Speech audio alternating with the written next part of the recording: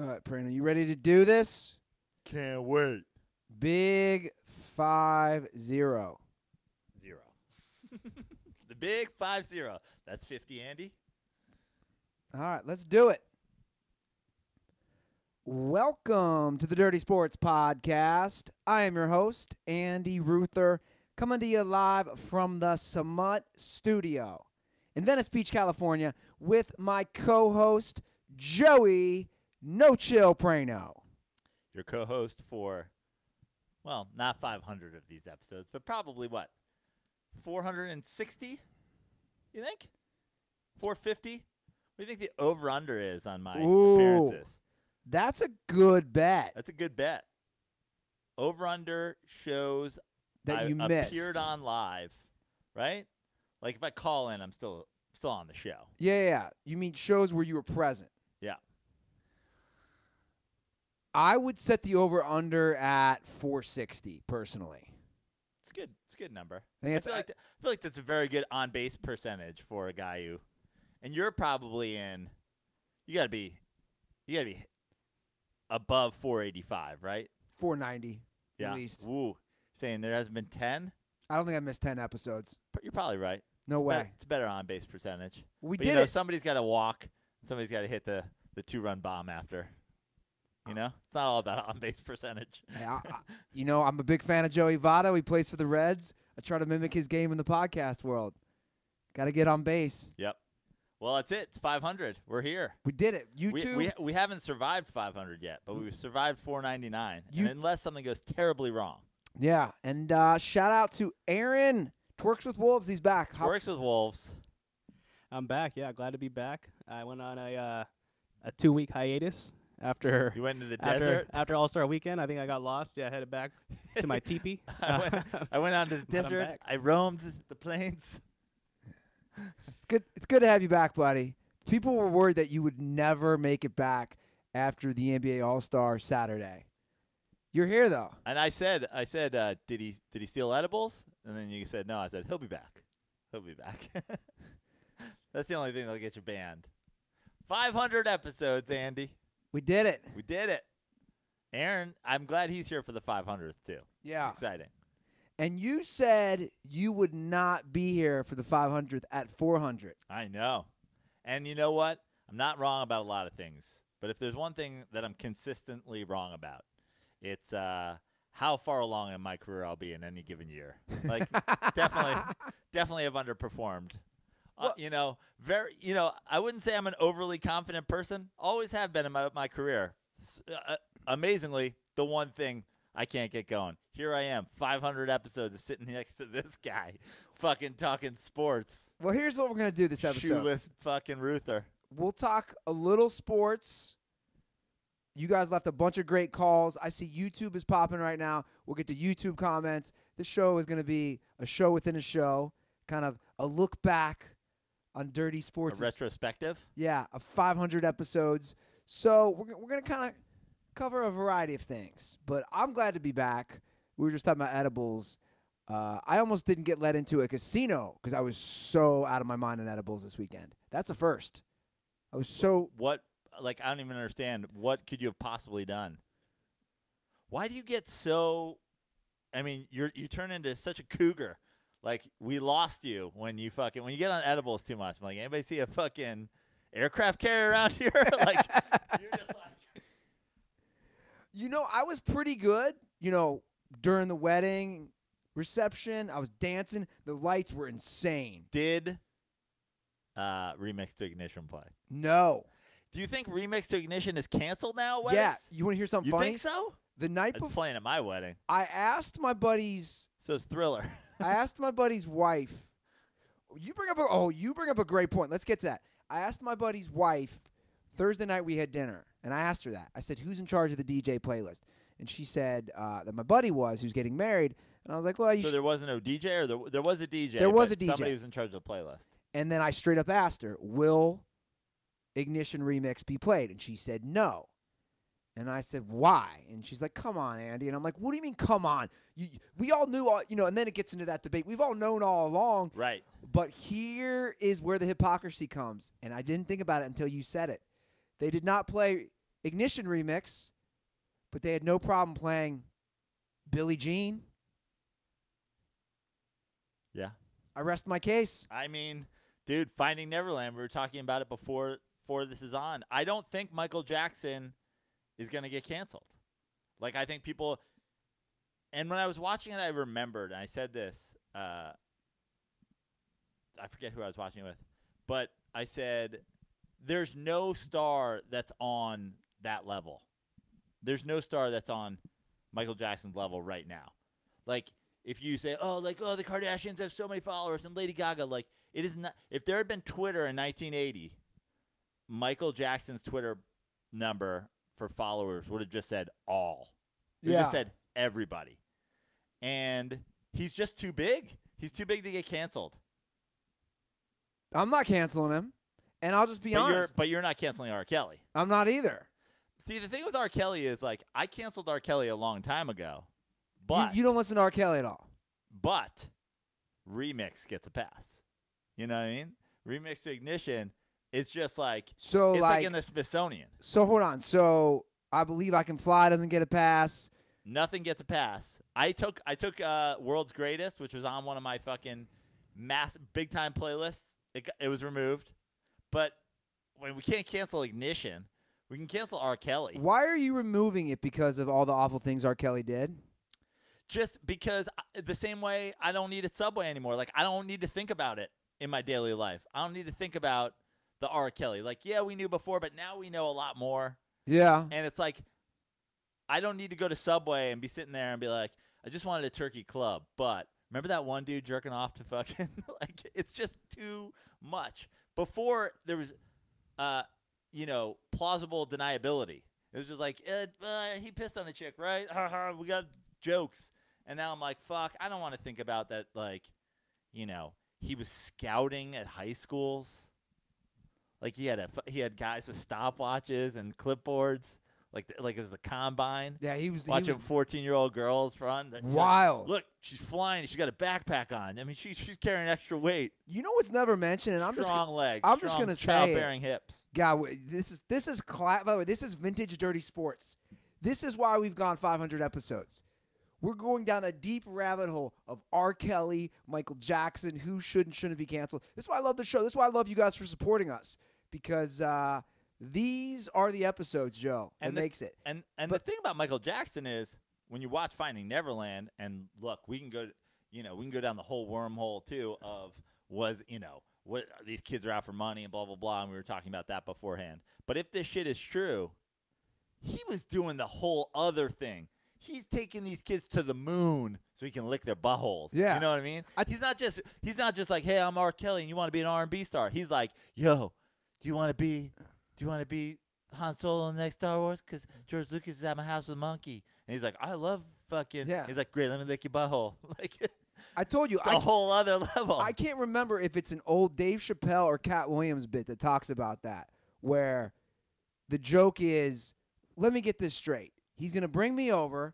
We're going to ride fun amusement park rides all day. Yeah. Then he's going to get me drunk. Then he's going to suck my dick. It's not even like that sounds like a fun night. He's taking it to the next level. It's like, oh, you're not going to be in the movie. I talked to George Lucas. You're not going to be in the movie. We just got you a Millennium Falcon, though. It's the first ever actual intergalactic spaceship. I had my people make it. You have a spaceship. And this kid's like, I have the Millennium Falcon. Yeah, let me lick your butt. Like, it's ridiculous. You know what's crazy about the R. Kelly part, though, which I wanted to say, if we go back to that? No one's talked about this. R. Kelly only targeted, like, unattractive women for the most part. And I'm not trying to be an asshole. I mean, but that's just, No, you're no, just no. saying he has bad taste. Dude, if you watch Surviving R. Kelly. R. Kelly did a 40-part, 2-hour and 15-minute song about being stuck inside a closet. Like, R. Kelly doesn't, like, have any sense of reality. Like, he saw those women. He had the fucking Jack Black, disease in that movie where he saw one thing, other people saw everything else. The dude is a lunatic. Yeah. It's crazy, though, man. Also, Michael Jackson was having sex with young boys who were, like, wannabe Michael Jacksons. He was having sex with mini-me's. of himself. That's super Well, weird. I haven't seen it because I just got back into town today. But you said the theme is that Michael Jackson was eating little boys' buttholes. He was big into doing the he and the guy from Backroom Casting Couch.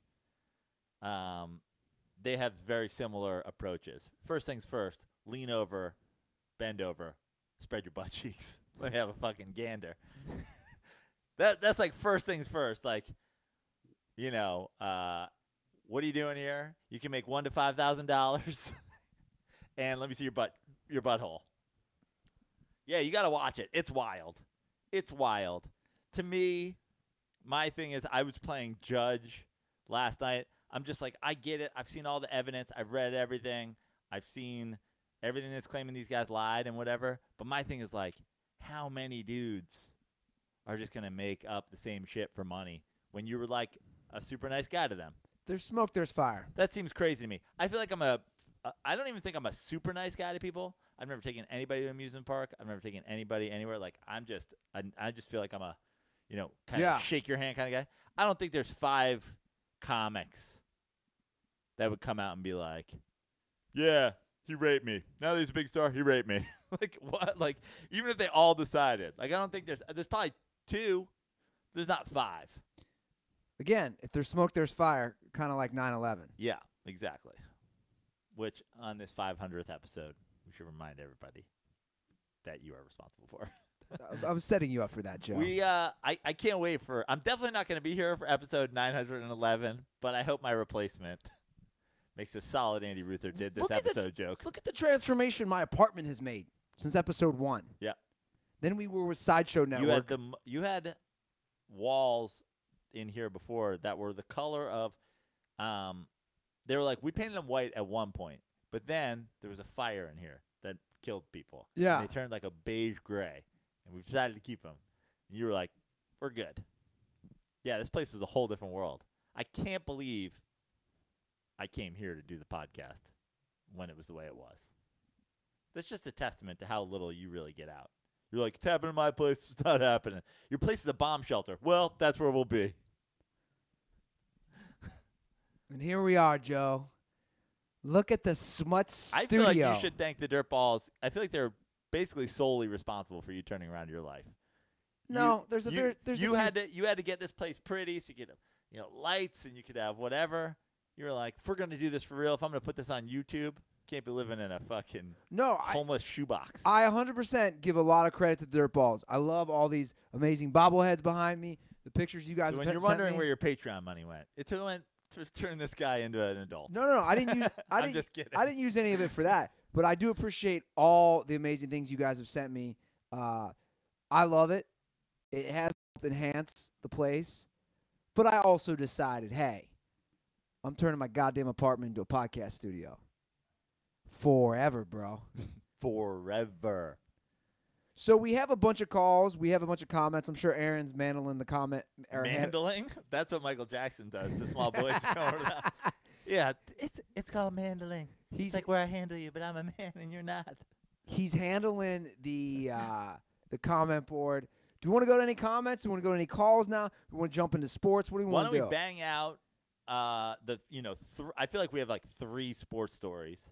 We'll bang those out. Maybe then we go to comments from Aaron. We wrap it up with some calls. I mean, it's not as quick as you think, though. No, I know. Okay. I'm just. All right. Let's mow through some sports news. First of all, the Lakers are a fucking disaster. Wow. Of all, I'm actually amazed that that's where you started. But let's do it. Like, Bryce Harper's got to be the big news, right? Since you left, but that's okay. Lakers are a disaster. We are in Los Angeles. They're not making the playoffs. We are LeBron. I'm a LeBron James fanboy. You're a LeBron James convert. We're convert. We're definitely a pro. Like I went into fucking prison with the name Andy Ruther and I left fucking Elijah Muhammad or some shit. Yeah, and they're not. I mean, it's actually almost completely over. It's almost officially. They've almost officially been eliminated. They have a 1% chance. Those percentages are always horrific. If they did this 100 times, they wouldn't get in 5 times. I think they would. Those percentages are always dumb, but it's almost over. And I got to say, we have talked – I think there's a lot of people to blame here. The Lakers roster, which isn't that good and has never been that good and was a debacle before LeBron James got here. I think LeBron James and his people – I said this from the beginning, you're basically giving up your basketball legacy, the end potential of it, for I said I can't believe he would ever come to Los Angeles. This was clearly a decision that was the most important thing wasn't basketball, and now he has to deal with that.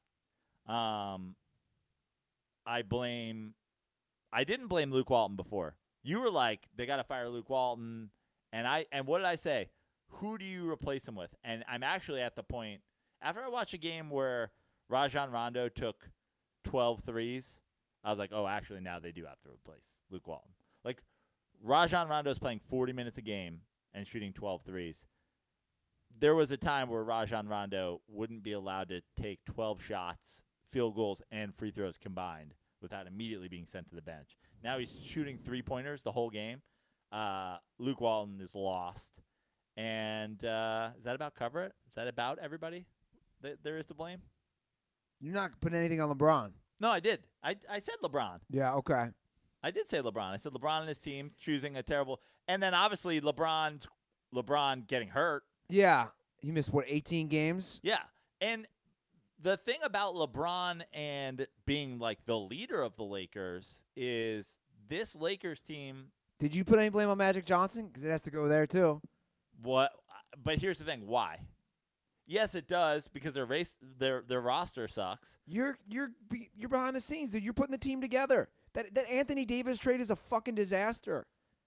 Sounds like New Orleans didn't want to trade Anthony Davis. Now, everybody has, in the last week, decided that no one wants to play with LeBron James. That's been a big thing I've heard, like Colin Cowherd say last week. That's bullshit. Which to me is hilarious. That's total bullshit. Which to me is hilarious because it's just like the Trump thing.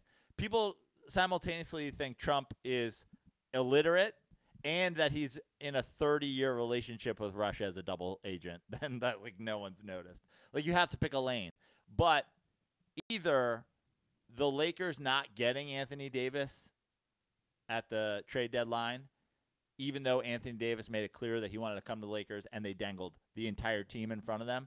Yeah, you could put that on Magic Johnson, but also you have to pick a lane then. Then obviously Anthony Davis did want to play with LeBron James, correct? Like I think we can all agree. Yeah, of course. Anthony Davis was trying to come to Lakers, and the Pelicans were like, fuck you. And of course, if that trade doesn't go through, the young guys on the team are going to totally melt down. That's part of doing the deal. That's why I said when they were trying to do that deal, limit the amount of guys you're offer future.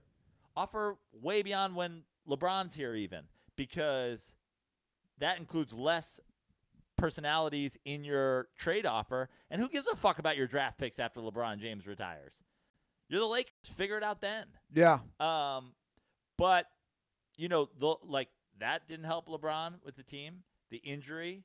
People are all over LeBron's defense. I mean, the guy on offense is still playing at what otherwise would be considered an MVP candidate level on offense. And people are like trying to pretend that he's not, like, you can clearly see he's not healthy in terms of like cutting quickly. When he's on offense, he's controlling the pace and where he's cutting and what he's doing.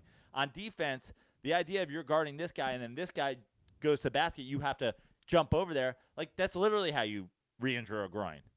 Like, making a cut you didn't know you had to make. So, also, if you look at LeBron James' defense statistically, he's a top 20 defender in the NBA. Statistically, by defensive rating.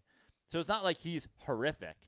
But I put it on LeBron James in the sense that just like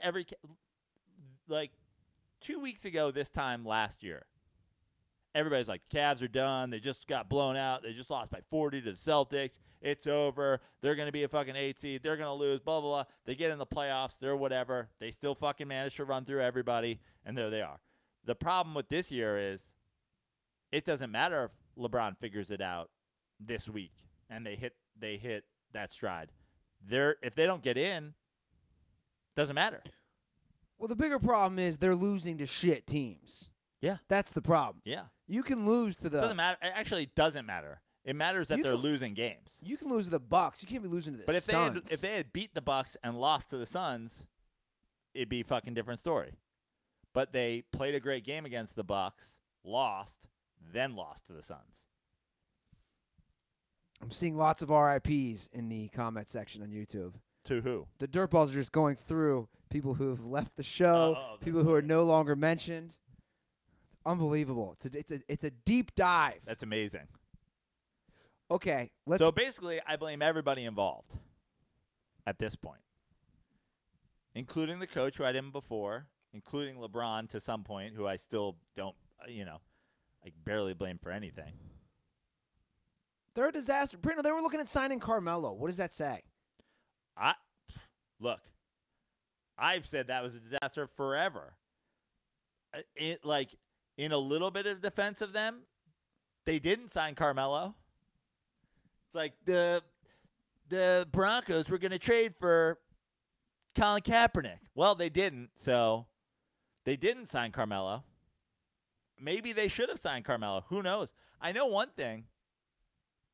I'd actually rather Carmelo take in 12 threes in a game than Rajon Rondo.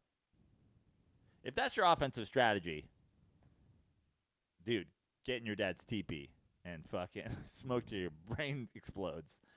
What the fuck are you doing? Look, they've had injuries too. Stevenson's not around. Lonzo's not around.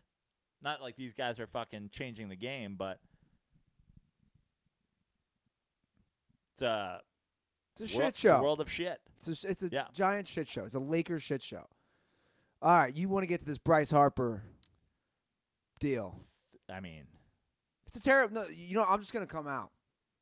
And I've been gone since Thursday. Literally have not looked at shit worth of sports. Was busy doing all this wedding stuff. My initial reaction, it's a terrible deal for Philly. It's a dog shit deal. Dude, it's not. It's $330 million. He turns 26. What are the odds of him playing that deal well, even for 8 years? Not very good. Even for 8. But so here's the thing. It really depends. It's not a great deal.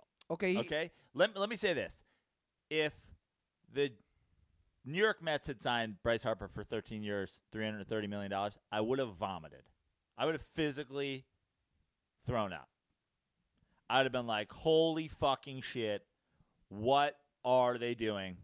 I would have puked all over myself, actually. And I would have been like, we are fucked. Yeah.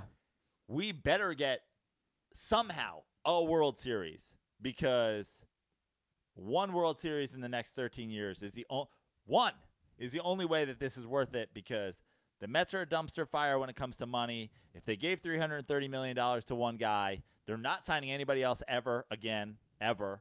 And he's not good enough to deserve that money. But if the New York Yankees had signed him, I'd have been like, what do they give a fuck? You know? He takes the biggest shit in history, and he's what?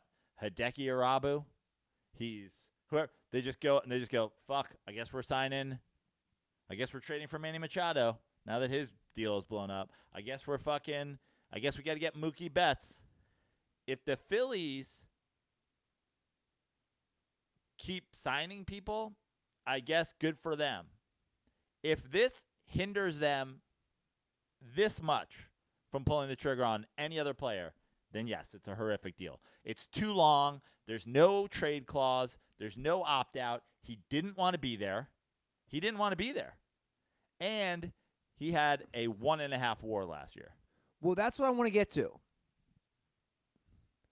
In his MVP season, his WAR was 10. This is what I find interesting. So it was 10, right?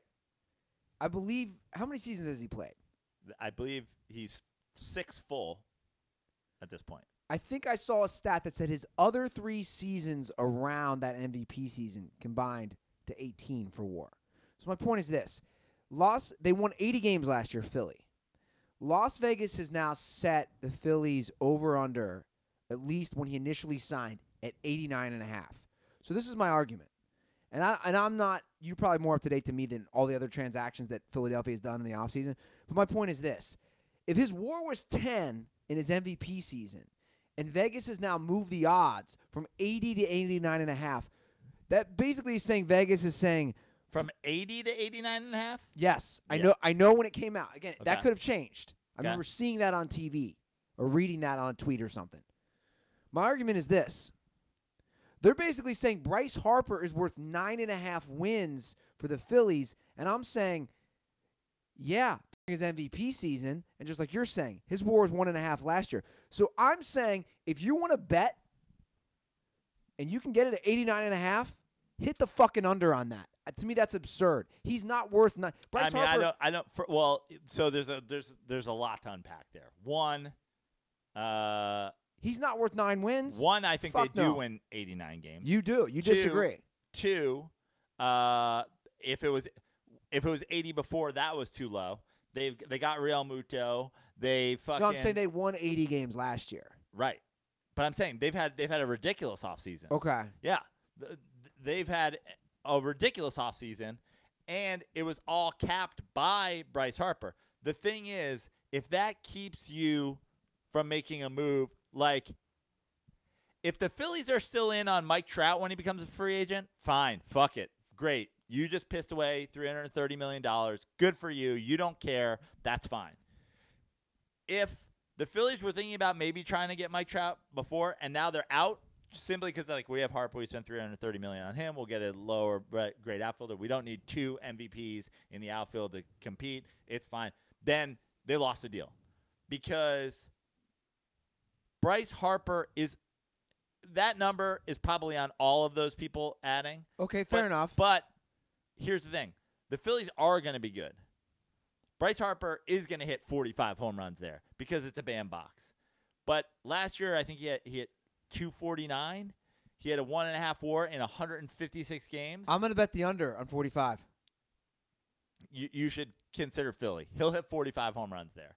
But if everything else isn't around that, if he hits 249 with 45 bombs and 95 RBI, you could go out and get a guy who's going to hit 285 with 29 home runs and 95 RBI for half that money. So in that ballpark. So what the fuck are we talking about? It's an absurdly long and expensive deal. It just depends on whether or not they're like, fuck it, we're just big spenders forever now. I'm as a Mets fan, I'm like, I kind of love it. Maybe you guys win one. I mean, I never want to say Philly won one, but like the second half of this contract, unless they're just going to spend forever, is going to be horrific for them. Yeah, I agree. I joked about Jason Hayward. You know, he had less WAR than Jason Hayward last year.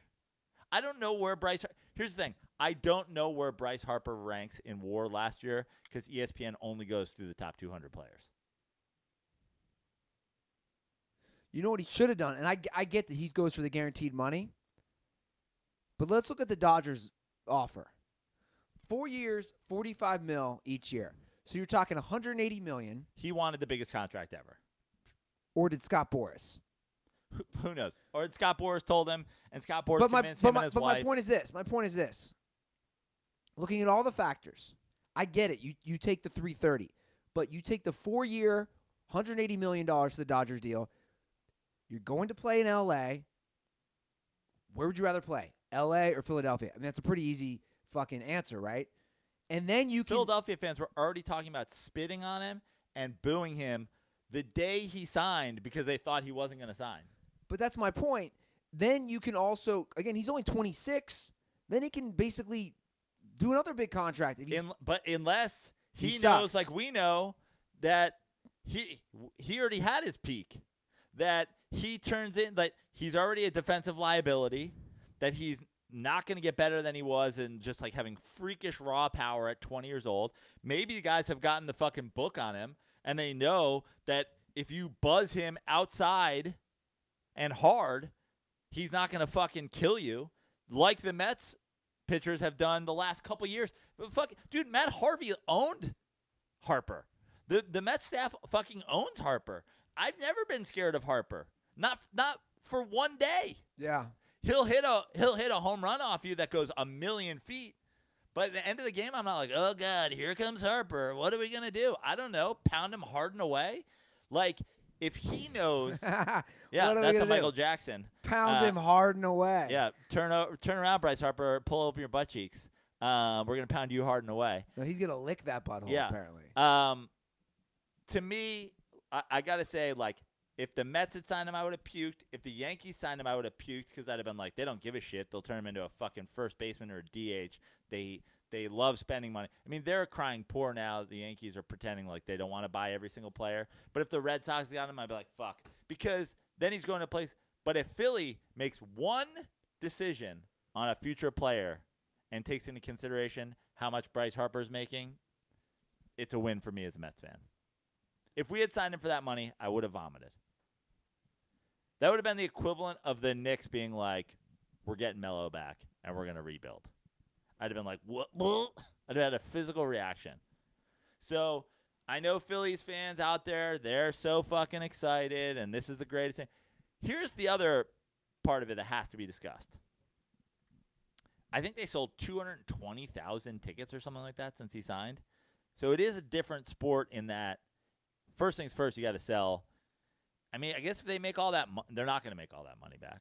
$330 million is a lot to make back. But in the short term, if they make a lot of it back selling tickets, maybe they can justify it. Yeah. You know? Maybe it can pay for itself. To me, though, basically everything is on value. They didn't get good value. They straight up, they got very bad value. And he's already said DC in an interview. He said he wants to bring a championship to DC. I'm like, dude, he did not want to be in fucking Philly. It's kind of great in a way. I'm not rooting for the guy to fail, except that he's on the Phillies now and he's playing against the Mets. But, like, I'm not rooting for him to have a failure as a life, but I am rooting for him to fail. Well, you're talking about value. You know where you can get great value? SeatGeek! It's the only place I go for great ticket value. And you know, we're talking about 500 episodes. SeatGeek has been with us for the majority of those 500 episodes. I believe you can go back to September of 2015 when our good friends at SeatGeek started supporting us here at the Dirty Sports Podcast. And you guys should show your support of them by downloading, classic Rutherism, fucking up an ad read, downloading the SeatGeek app and enter promo code DIRTY because you get 10% off your first ticket purchase. Joe, we will be using SeatGeek when we head out next week. It's just around the corner. We're talking baseball. We'll be in spring training, the Cactus League. We're going to be using those SeatGeek promo codes to get some amazing tickets to watch some spring training baseball. Three games in 2 days. I was just thinking about it when I was getting that beer. I wonder how many things we've personally used SeatGeek for since they came on board in 2015. I mean, think about all spring training baseball games, Dodgers games, Mets, Dodgers playoff game. We went to a March Madness. We saw Buddy Hield play. Yeah, I lost a lot of money on that game. Oregon. Down at the pond. Down at the pond. We went that legendary Monday Night Football game, Rams-Chiefs. How many Rams games have you been to? Using SeatGeek. Notre Dame SC this year for the undefeated season. I've seen some Cincinnati Reds games in Cincinnati using SeatGeek. Yeah. It's amazing. So, guys, like I just said, everyone gets $10 off their first SeatGeek purchase. Just download the SeatGeek app and enter promo code DIRTY today. That's promo code DIRTY for $10 off your first SeatGeek purchase. SeatGeek, life's an event. We have the tickets. And I'm sending out a bunch of koozies tomorrow to DirtBalls that have used promo code DIRTY. So thanks for your patience on that. I'm back in town, obviously. I'll get those out tomorrow. I want to do, before we get to all the Dirty Sports in-house stuff with the DirtBalls and the calls and the comments, we got to give some love to our boy Pat McAfee. Oh, yeah. He's making a huge push to get on Monday Night Football. And I love it. I love it. And I was saying before the show, if they're gonna let a guy named Booger do it, they may as well let fucking Pat McAfee do it. What are his hashtags? What's his like? I know he's doing like he should have done let Pat Monday Night Football, but He's got two. he doesn't have quite the flair for branding as I do. He's got hashtag McAfee for Monday Night Football, and that's MCAFEE, the actual number 4, Monday Night Football, and then also hashtag Do the Right Thing ESPN. So he got up to number 3 trending today in the entire country. It was literally like Luke Perry dies, Pat McAfee. Yeah. Well, go on there and support him. Use that. It would be good. It would be good to have a friend of the show as one of the guys in the booth on Monday Night Football. Yeah. He's a punter. He loves jorts. He was a fantastic guest on the show. He'll bring stuff like the Adam Vinatieri, battalion war room stories to Monday Night Football. If you're gonna let a guy named Booger get in a fucking crane, let a guy who played in the league, who's actually got some personality, do it. You know? Yeah. No, I agree. Let Pat McAfee. That doesn't help. That just lets him be himself. But you know what I'm going for. Also, add a let him do something hashtag to it, just in honor of the dirty sports. Yeah. Let Pat MNF. And I've said this even before he started doing this. You can go back in the last few months. I've said I thought he'd be a great replacement on Monday Night Football. Dare I say another dirty sports bump? I'm just saying. Yeah. He comes on our show. He's now making a push. I've been hearing talk of Peyton Manning, too. I'm not mad at I'm saying in terms of two former Colts. Plus just get a broadcaster in there with them. Be a pretty good booth. Yeah. Peyton can keep it serious, but he's a pretty funny guy. Get like McAfee. Vinatieri's like his gun salesman could be the sideline reporter. Yeah. Get the whole thing set up. Still be Booger. Booger just has to always be holding a Adam Vinatieri gun.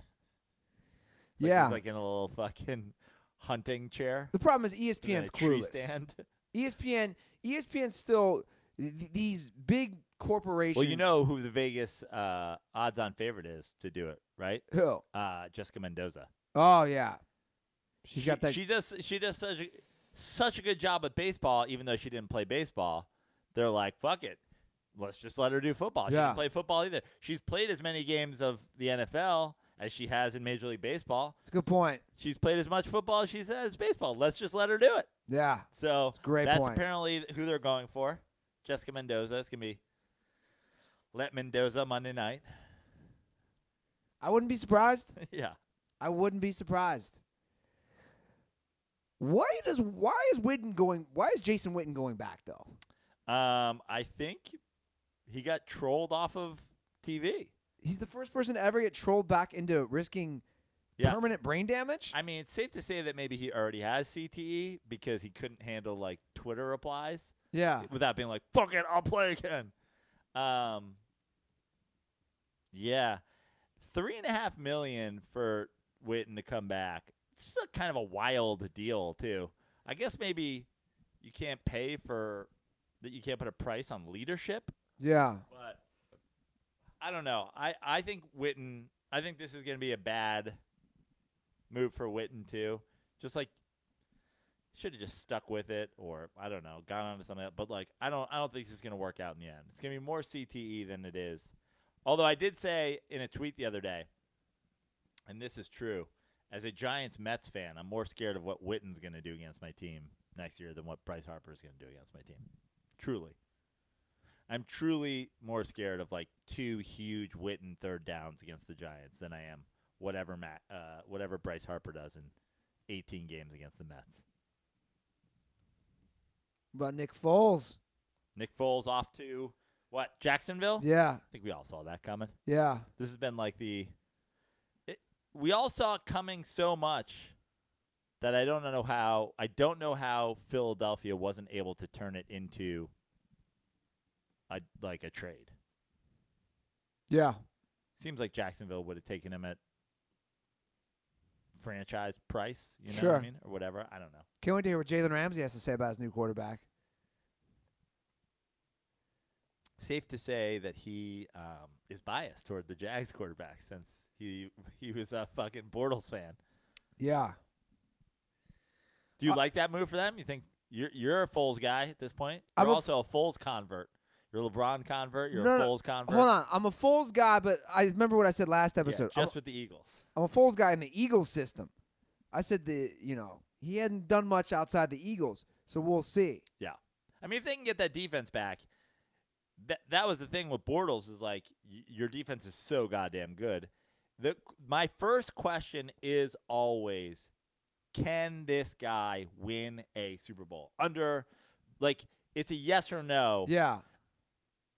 If everything lines up right, can this guy win a Super Bowl? I've never had Blake Bortles. I've never had Bryce Harper, but I've never had Blake Bortles in the yes. Hold on a second. I hate to cut you off. The phone line is just off the chains right now. We got the chains. We got multiple chains. It's off. It's off the hook right now. We got to decide who we're gonna take calls first.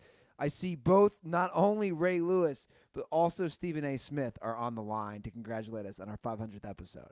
Is that true? Yeah, it's true. So I don't know who you want to take first. If you want to take Ray. I mean, we haven't gotten the calls yet. Okay. I think we should wait for those guys. Okay. We'll get them when we do calls. Okay. We'll get to Stephen A. and Ray Lewis when we get the calls. Sure. Okay. Yeah. I have a feeling we're gonna get a call from a few people. Because Ray hopped in the comment section on YouTube. Because I saw a bunch of caps and also knife emojis. So I was like, Right. oh shit, Ray's here. Ray has walked in the building. You want to get to some calls? Sure, let's do it. Let's throw on the old headphones. And let's we gotta do the Standing on my wire, Andy. Am I? I'm sorry. All right. Thank you. Do we have the original Dirtball Call song, Andy? Do I have this? You know what? I don't feel like looking for it. Is that disrespectful for episode 500, Prano? Not really. It seems about right. Couldn't find it. Moved on. Yeah, I don't know. Well, I have too many damn files on my computer. Okay, let's just get to the calls. Yeah, that's the next thing you got to clean up. We got to take a screenshot of your desktop is just. It's a disaster. Your desktop looks like a detective's fucking, cork board. It's just like a million things pinned up to it. All you're missing is like red yarn linking them all together. Okay. Somewhere Kaiser Sose is hiding on your desktop. Okay, so we have a lot of calls, and I'll just start mowing through them. And I don't even know if I've screened all these. So let's see what the Dirtball fam has to say. This is Nick calling from the inside of a FedEx office in Wilkes-Barre, Pennsylvania. My favorite show memory is when Yoshi almost killed a homeless man on Mildred. Thanks. All right, thank you, Nick, calling from a FedEx facility. I don't know if he's an employee or if he's just waiting online to ship a package, but hopefully the package he's shipping is driving gloves for Yoshi, so he doesn't fucking run anybody over. That's an all-time dirty sports Did he say moment. I think he said it's when he almost hit somebody. Yeah. He did hit somebody. I witnessed the whole thing. Yeah. I said we should have had Yoshi on for the 500th, but apparently he's in like a sensory deprivation tank. I think he's out of the country right now. Yeah, they're doing it in Sweden these days, so they don't have to go through the rigmarole of, having him sign certain forms. I think if he dies in Sweden, he just dies. If he dies, he dies. That was a classic moment that you missed, Prano. I mean, I was here, right? Wasn't I? Or was No. that an episode? You were out of town. Yeah. I must have called in because I remember I got it right as it happened. Like I got the story. I mean, Yoshi, Or maybe I listened to it. I was in a vehicle. Not likely. I don't listen to a lot of them. Dude, when he hit that homeless guy, it was slow motion for me. Watching him fly off the bike and watching the bike fly, but then also watching the reaction of everyone around. And then when we went on top of my garage, us looking down, Yoshi was so freaked out. He was so freaked out to give the guy money. And I just said, no, we're not giving the fucking guy. What are we going to do? Give him money for what? You hit him. He shouldn't have been riding that close. He was riding like an asshole. God knows what drugs he was on. I should give him a couple dollars, though. I mean, you know what? I know I sound like an asshole, and I think I do have sympathy at times for people. But the problem around here with these people is that a lot of them chose this life. Now, I don't have any stats to back that up, But you see it. No, yeah, of course. Venice is the capital of people just moving to Venice, living on the streets. Yeah. A lot of people, homeless people like fell on hard times. A lot of people here were like, "I got a tent." Like, Yeah. what? I don't understand. That's a part. That's like an item in a plan. No, that's my plan. I have a tent. All right, let's get through a few. We'll do a few of these, and we'll mix it up with this and YouTube. Are you keeping track, Aaron, at all? Do we have any YouTube comments? Got a lot of RIPs. Seems like a lot of That seems to be the theme now. Yeah. Oh, RIP. well, run down some RIPs. What are the standouts? I'm sure those will spur a lot of, fun memories as well.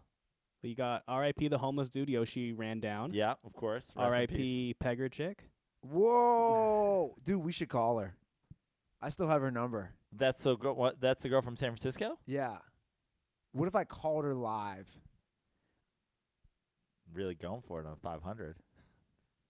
Should I call her? Yeah, I think you should. I mean, I'm not going to weigh in. I don't want to be involved in this pegging situation. Is that illegal to put her on the podcast? Yes, it's illegal in the state of California to record somebody's phone without their knowledge. I don't know how the deal is with live streaming their phone call without their knowledge. It's basically the same thing.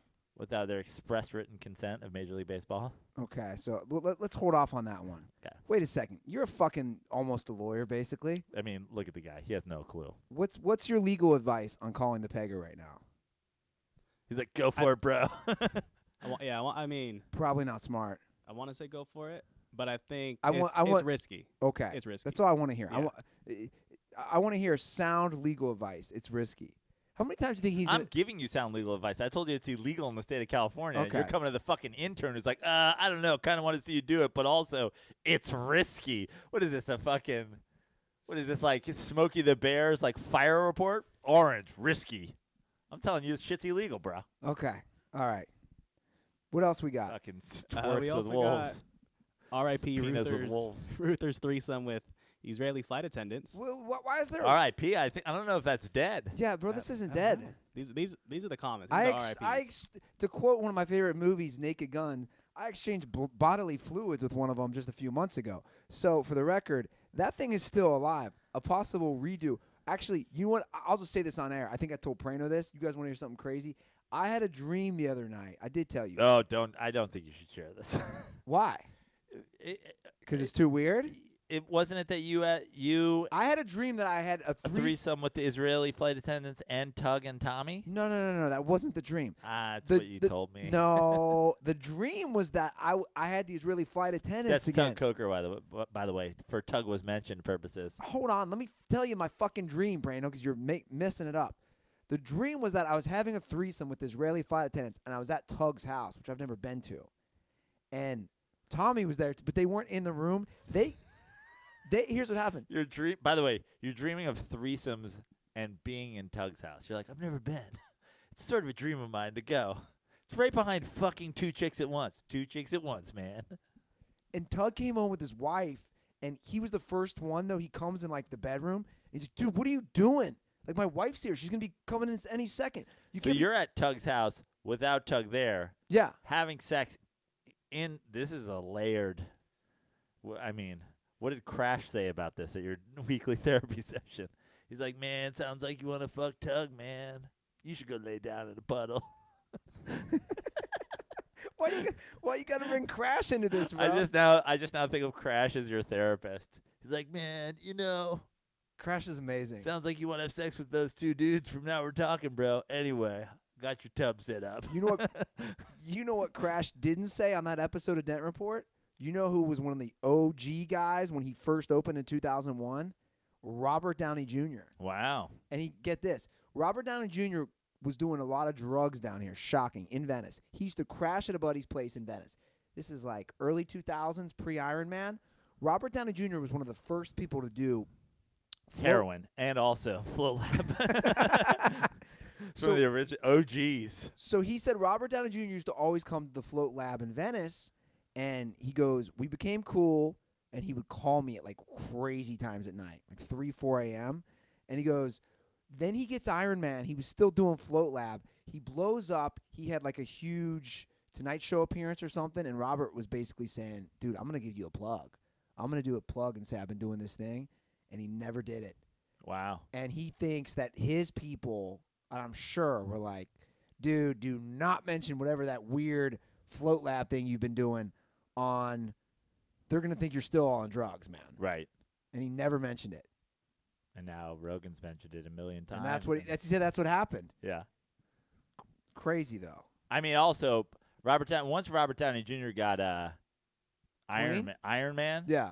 He was probably like, dude, it's a pool that just build 12 of them in my yard. Who gives a fuck? I'm Iron Man. Yeah. It's also like, you know what? Put a float lab on the Millennium Falcon that I have in the backyard that I bought off of Michael Jackson after he ate a kid's butthole in it. That's the best purchase ever. Put a float lab in it. Okay, let's get to some more calls. What do we got here? Peyton Stolp. Let's get to it. Stolp. What's up, Joe and Andy? Peyton Stolp from Omaha, Nebraska, calling live.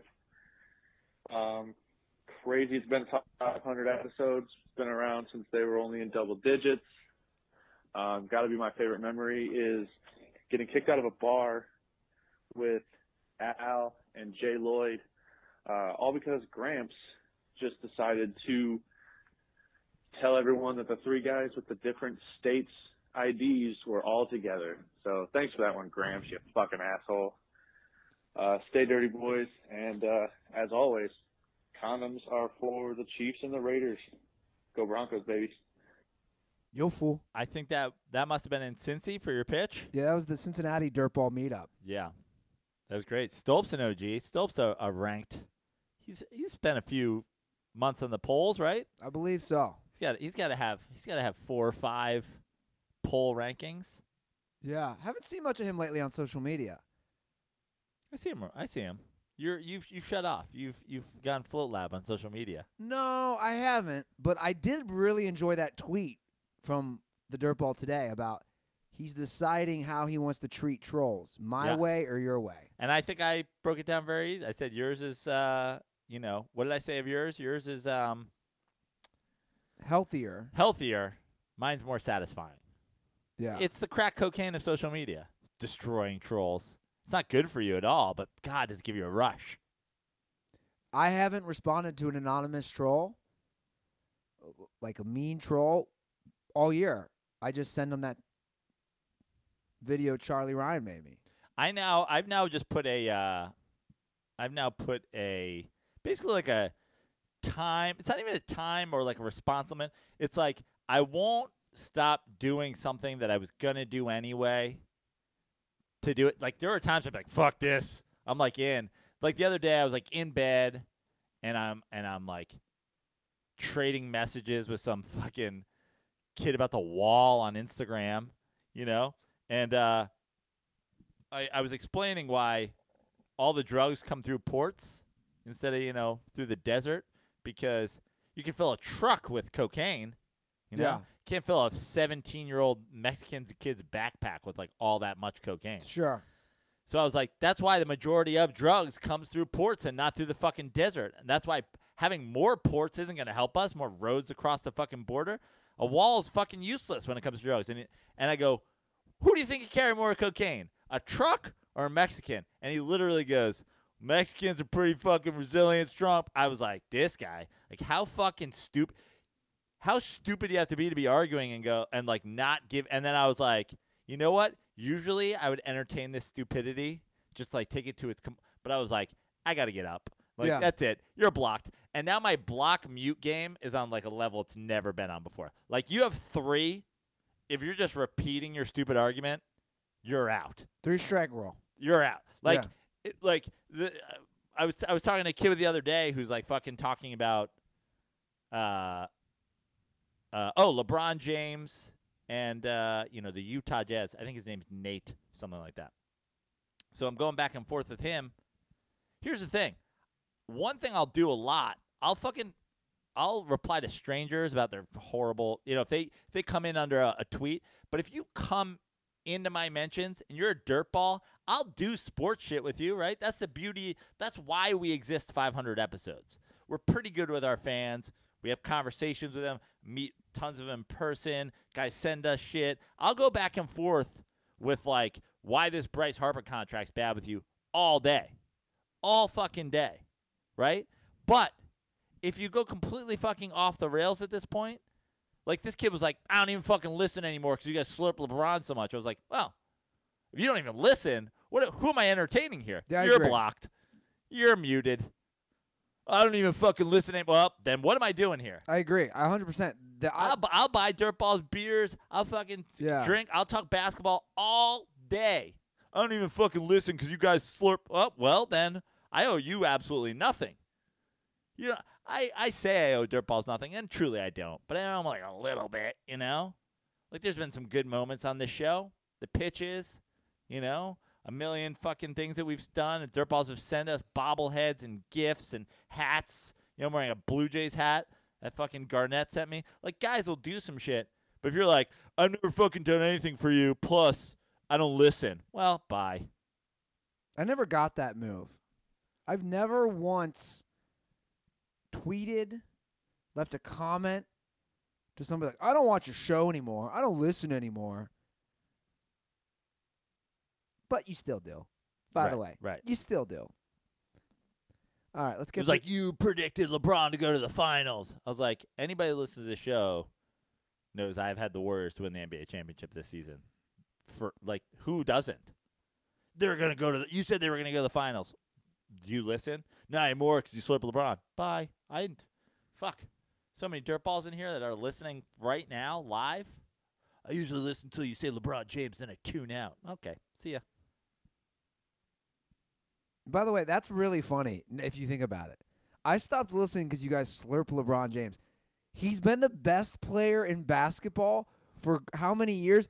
Are we just supposed to ignore him? Yeah. That's like saying, I stopped listening to you guys because you talk about the Patriots. You don't talk Rudy Gobert enough. Yeah. You talk about Tom Brady. You don't give Ricky Rubio his run on your show. Too much LeBron talk. Not enough Joe Ingles.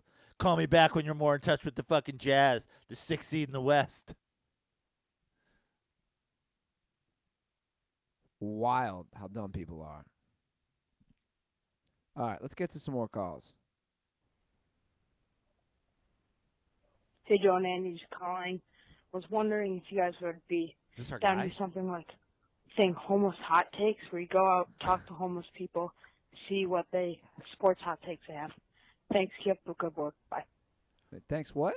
Thanks. Keep up the good work. Bye. Is that a new? Is that like a new young dirtball? Definitely know. Listen to this kid. That's not. You definitely know who it is, right? No, but Michael Jackson would love to eat this kid's butt. Listen to how young he is. That's what I'm saying. Listen to this. Hey, Joe and Andy, just calling. Was wondering if you guys would be down to do something like. This is M. Burgess Jr. circa 2014. I know. This is. You definitely know who it is. You definitely know who it is. I'm not even sure at this point I'm comfortable with making jokes about Michael Jackson licking specific children's butts. I mean, I guess Michael Jackson's dead, so he wants us not to gonna do lick your butt. Homeless hot takes. I kind of love homeless hot takes. Here's what we should do. We would be we would get killed so hard for this. You know that, right? No, we wouldn't. Why would we? Yeah, we would. They'd be like, oh my God, these fucking male patriarchy, 2 white guys going out in the streets of Venice Beach with these mentally disabled people, putting them on blast. No. First of all, here's what I want to do. This transitions perfectly from what I was just talking about. I used to play a game called Hipster or Homeless when I'd walk around Brooklyn because like some fucking That's a fun game. And hipster. We used to just call it hipster or because guys would be dressed like, you know, with spurs and fucking chaps and like a gun belt on. You're like hipster or actual cowboy. You know what I mean? Yeah. And then it was always like a hipster. Sure. But hipster hot take, hipster or dirtball hot take. We go out, we talk to homeless people, we get their hot take, and we read it. It's like, Kobe Bryant's so much better than LeBron James. And then we figure out, is it a homeless hot take or is it a dirtball hot take? Because we have some terrible dirtball hot takes. So we make it a game. Yeah. We have some terrible dirtball hot takes. You know, we go out there and we're like, why don't you think Colin Kaepernick's in the league? And the guy's like, he's not in the league because, like, I heard he wanted $240 million to play for the XFL. I heard he wanted to be ownership. And you're like, Colin Kaepernick's going to stop playing football because he wanted to own the XFL. homeless or DirtBall hot take? But wait a second. Is this is just a game we just get the audio for, right? Yeah, exactly. Or we could do homeless or hipster hot take. The same questions. Yeah. Hipsters don't know sports. Hipster, homeless, or DirtBall? Shabelli would make like all these hot takes. Yeah, exactly. He's like the king of like just shit hot takes. Again, I feel like I've been kind of drilling him lately. I love you, Shabelli, but You man, always do this. Like you are Michael Jackson. The way you abuse Shabelli, because I was like, I love you, but I'm gonna kill your butthole right now with some words. I love you, but you have the worst hot takes of all time. let's get to some more calls. Let's get through them. To mow some calls, as Andy says. Let's mow them down, brah.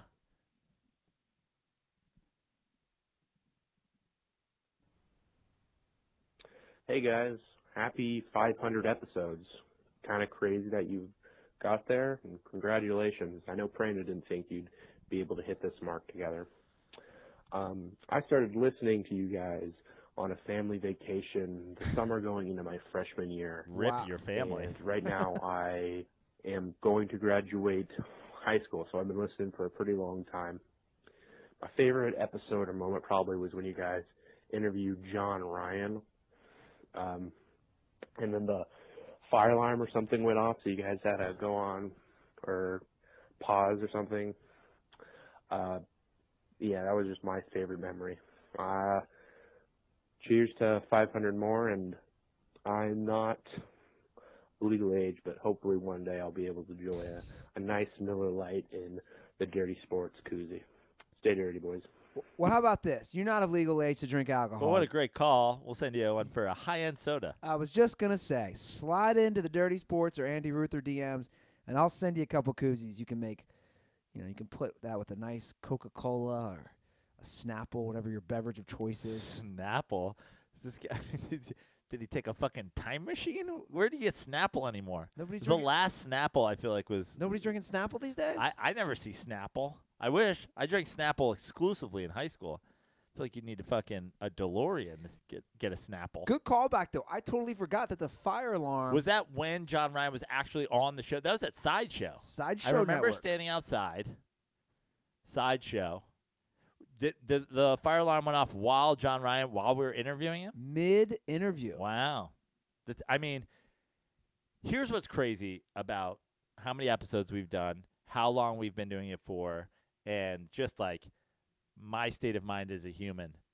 I'd forgotten about Sideshow Network. How many episodes did we record at Sideshow? We did it. We did exactly a year there. It It was a year contract. And did we do 2 episodes a week then? Or was it like half and half? We joined Sideshow in mid-October. I got a pretty good memory of this stuff. We joined them in mid-October of 2014.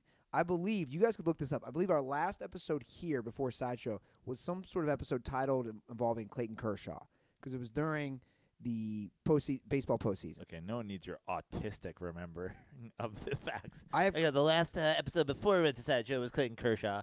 First episode we got back after, I believe, was called Jessica Mendoza Shits Cheese, and then I have a weird memory. I can tell you crazy dates. I believe the first episode after we returned to the Smut Studio was Mike Ditka greater than Kevin Durant. Yeah, I have some weird. I do have some autistic tendencies with some certain things I remember. But anyway, we went there for a year. It was a year contract, and remember, we were both kind of agreeing it was good for us to leave because we kind of got sick of them too. Yep. I mean, they didn't know how to run. Basically, My point is, I totally forgot. But so at a year, we're talking about 50-ish episodes. no, we started doing 2 a week when we went with them. We were always doing 2 a week over there No, we started doing 2 a week while we were there. when we went with them. Yeah. So call it 70. I completely forgot 70 episodes of Dirty Sports history. How could you forget Maria? I mean, when it came up, when he said the fire alarm thing, I started thinking about it. Where did we record with Ryan? And then I was like, oh yeah, Sideshow. And then I'm like, oh yeah, Maria. And then I'm like, holy shit, a year of my life that I had completely forgotten about. Wonder what Maria's doing these days. I imagine she's tweeting a lot of people about, like, how Louis C.K. should be canceled because of his dick, and how Roseanne whatever, and how fucking what's the Native American chick who's running for president? how she's our goddamn savior. You mean how she's not Native American, Elizabeth Warren? Yeah. That should offend Twerks with Wolves. Yeah. How does that make you feel? That And how Elizabeth Warren's going to be the savior, and how, people need to back off Lena Dunham, and how great, I don't know, some sort of shit emo music is. I can't really give a take to this whole Elizabeth Warren thing, but I have a couple of questions from the comments that have look been at Twerks dying with to Wolves. been asked. Yeah, okay, go. The first one is, does Andy know how to say tot? Is it tot and thought, or tiga or taiga? That's the first one. People are dying to know. okay. I'm pretty sure it's thought and taiga, right? It's thought, and it's taiga. Yeah. But I've always pronounced it Tot and I Tigga. mean, Tigga. Tigga wasn't Tigga the thing in Winnie the Pooh? It was Tigger or hard R, but yeah. Whoa. It was. I'm just saying it was Tigger. You don't use the hard R. It's Yeah. Tigga. Okay. and then question 2 is about bringing back Dirtball Madness. Ooh, that's upon us again. We don't handle that. Dirtball, yeah, I give it the blessing again. We've never handled it. I once again approve of Dirtball Madness. I like Dirtball Madness. It was, remember last year when we were down at spring training where I had to get a fucking review board together for Dirtball Madness. Here's what I'll say. If Dirtball Madness is going to happen again, fucking, go into it with some savage shit went down last year. I still don't know all the facts that happened, but yeah, I mean, the only rule is there are no rules, right? Well, for people who don't know, Dirtball Madness is the dirty sports version of March you do Madness. not talk about Dirtball Madness. That's the rule number 1. And rule number 2 is there are no rules, including rule number 1. All right, well, I'll just stay out of it then. Dirtball Madness, yeah, it's a 64 dirtball tournament. With the Dirtball fam. I think, was it Dayton Dirtball? Was it Jack Yeah. who started it originally? I think a couple of the other dirtballs have gotten involved. I think Stango was involved. Reach out to I'm sure there's an @Dirtball Madness handle still. Yeah, I think there is. I certainly give it my approval. Anything where people are talking about dirty sports online is good for us, right? Yes. Good for the brand, as your boy would say. Yeah, it is. All right, let's get through a couple more of these calls. What is up, boys? It's Nick Dale, or Nicky D, as you guys call me. Nicky D. 500 episodes. Just wow. Amazing to see the growth you guys made just from starting back in, 2013, 2014. Favorite show memory? One that comes to mind when I first started listening was the George Brett shit stories. Just a classic. Then that 2-week span where every dirtball call was just a shit story. Good times. And then, of course, you can't talk about stories about the Cincinnati Dirtball meetup, R.I.P. Branson Ping, speaking of shit stories. That's still, to this day, the only time I got to meet you guys, so holds a special place in my heart. Love you guys. What else? Just can't thank you enough for all the opportunities you guys have given me. You guys just always been there for everything. Congrats on 500. Something I like to see, how about a game of Madden or a game of some kind of sports video game? Make a bet on it. See who comes out on top. I think it'd make for some good content. Keep it up, boys. Love the show. Can't wait to see what happens in the future. Condoms are for Barstool fans. Oh. Ooh, shots fired at, I think he said, at Barstool fans. Yeah. Yeah. Well, Nick, first of all, thank you for all the amazing work you have done, especially since we started going on YouTube. You've made amazing videos. Guys, he's our rock star behind the scenes. He goes to Central Michigan, and he kills the game with any video edits we need. He's always on fire. I know he's doing some things now with Tug as well. Second Tug mention. What's Nick's Twitter? I believe it's, let me look it up. I know it's Nick Dale. It's at Nick Dale. At Nick Dale. Nickdale. Give Nick a follow. Yeah, he's done a fantastic job for us. Everything, all the YouTube stuff, all the clips, adding adding little flair, puts a little flair on everything. The stuff we've talked about on the show. I'd like to see, I don't know what kind of time Nick Dale's got on his hands these days. I'd like to see a 500 episode retrospective of some great moments. Nothing Nothing crazy. A couple pitches, Branson Ping assed out, blood all over his face, basketball games out on the boardwalk. I'm sure there's content out there to pull from. What was his other one? What did he say? What was his? Cincinnati is when he met us. And then He showed up to my parents' house that morning. Yeah. With He Who Shall Not Be Named was already there. Yeah. Forgot about another guy wiped from my memory. When I mute you, you're done. When I mute you, it's like fuck. You took an L on him, Prano. I took an L on him? Yeah. You had his back. I still have his back for a character, and then really just nothing disproved all my things as being a Welch. I forgot that I played him in basketball. Yeah. Man, that was why it really hurt so much. That's what I said. I said I rode for you, and then, I mean, Andy, let's talk about these are the kind of stories that the dirty sports creates. What's that? All in all, the legacy of Poop Sock. He who shall not be named. That's gonna have to get bleeped.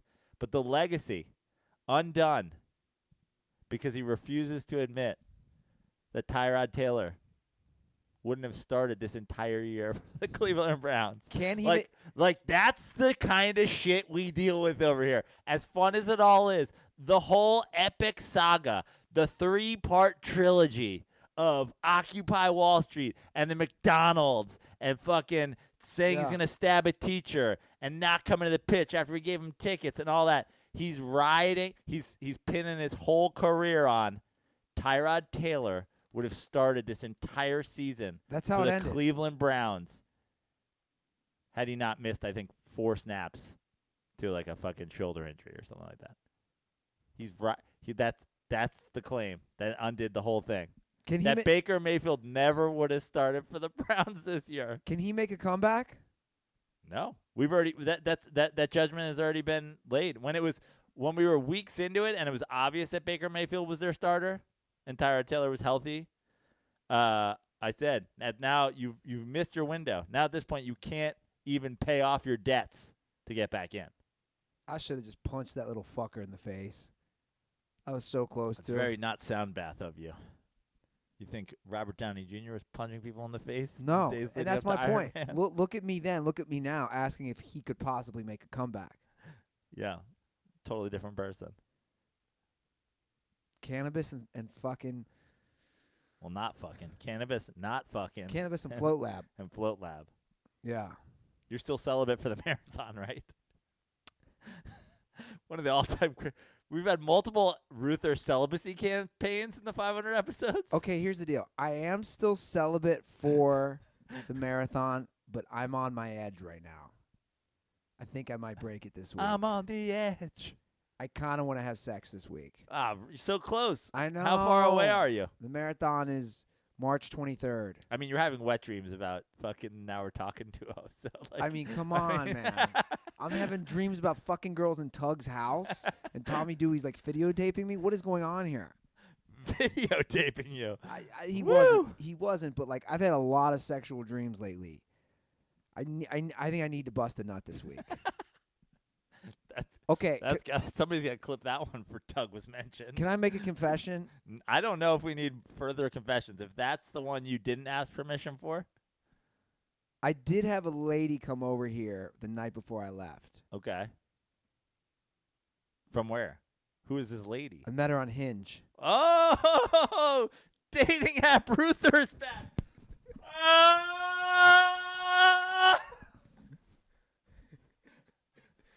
Hold on.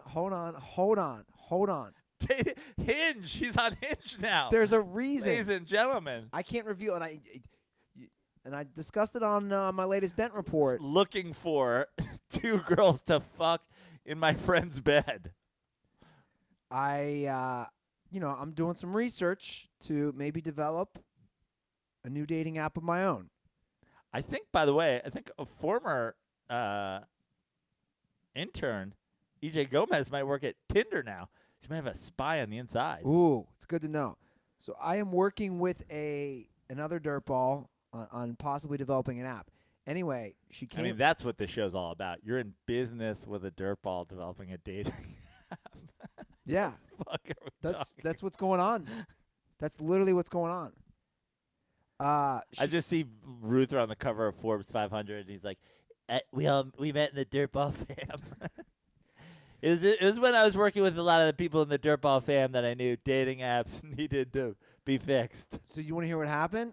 I left your show. That's when I came up with the idea of two people connect on an app and meet at a float lap. I left your show. I gave you. By the way, I kind of went off a little, not too long. I gave you a lot of love on the latest Dent Report, but I also went off on some of the other comedians. I didn't say names, but I'm just so Okay. I was just saying, like, Prano performs. He crushes his 5-minute set. It's, traditional joke setup punchline. You fucking kill I it. mean, not in that order, but you get it. But you know what I'm saying. Yeah. But you kill it, and I just said it. I'm sick of comics talking to them. I'm a lesbian. I hate Trump. Where's the fucking joke? I mean, That's hack. That's fucking lame. Look, I got to say that was my big takeaway from it. I'm not going to get too far into it. There's still a process happening. But, yeah. It's one thing. I mean, I think the big comedy is taste, just like music, Like the idea that there's people out there that are like, how do you not know Tyga? You're like, I don't know, man. I don't know. Fucking, you know what I mean? Like, comedy is taste. But the one thing I'll say is, like, I was watching it, and I was like, I'm talking about a fucking joke per minute situation here. That's like all – I'm just going, that guy was pretty funny. He had 5 jokes. Yeah. I've got 40 Sure. in 5 minutes. Yeah. They're not all going to hit. But it's boom, But boom, boom, boom, boom. if I hit 3 quarters, Yeah, yeah. I'm going to hit 30 jokes. If I hit half, I'm going to hit 20. That guy had 5 jokes. Yeah. No, exactly. So I had matched with a girl that day on Hinge, and she was texting during your show, and of course I wasn't looking at my phone. And she's like, oh, let's meet up for a drink. Clearly she didn't know I don't drink. And then I got home, and I said, I'm already home. I got to pack. I leave in the morning for St. Louis. And she said, I'm a good packer. And I wrote, you should come help me pack, LOL. And she goes, maybe I will. And I was like, okay. Back on the dating apps, he's already, maybe I will. And she came over. And did she pack for you? She did an amazing job. It was 11 o'clock. You packed that ass? No. I was good. She pack your ass? You never know. Nothing happened between us. She literally. I mean, she packed. She may as well have eaten your ass. That's pretty fucking. She helped me pack my clothes. We smoked some weed. We hung out, and I ended up joking with her later. I was like, she sat on my bed. Nothing happened, and that was it. She came over. She sat on my suitcase. So I resisted even attempting, and I'm not saying she would have hooked up with me, for the record. Yeah. But now you resisted for the marathon? Like, does not marathon Andy Ruther make a move on that girl? I don't know. It's a good question. You should have told her that you were celibate for the marathon. That would have been a fucking power play. I told her the next day. Oh, you did? Via text. She's like, what? You should have told her that's more of a power play. Then she's like. But did she ask why you didn't make a move on her? No. We were just talking the next day, and I said, I'm currently celibate. And she's like, LOL. I was like, no, seriously, I'm celibate. I haven't had sex in 2 months for this marathon. And she's like, I haven't had sex in 6 months, but whatever. It's no big deal. I'm not running a marathon. It's just, dating's hard in L.A. Like, Tinder is not what it used to be, and Bumble, no one gets back to you, so I'm trying Hinge now. Like, okay, it's fine. I haven't had sex in 2 months. It's like a reasonable amount of time. No, not for me. Come on. No, I know, but I'm saying for people that are like on Hinge. Right? Come on. How many more calls we have? A bunch? A bunch. No, let's see here. Do we just do this one? Let me see. Hey, it's Stanga, long-time caller, first-time listener. We haven't done this. No, I'm saying okay. Long-time caller, first ballot Hall of Famer. Stanga. All right, let's get to it. Congrats on the 500th episode, boys.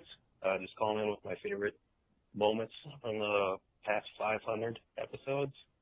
There were some great moments with the summer of He Who Shall Not Be Named and Let Brando Pitch, but my favorite on-air bit was the no-chill moments in sports.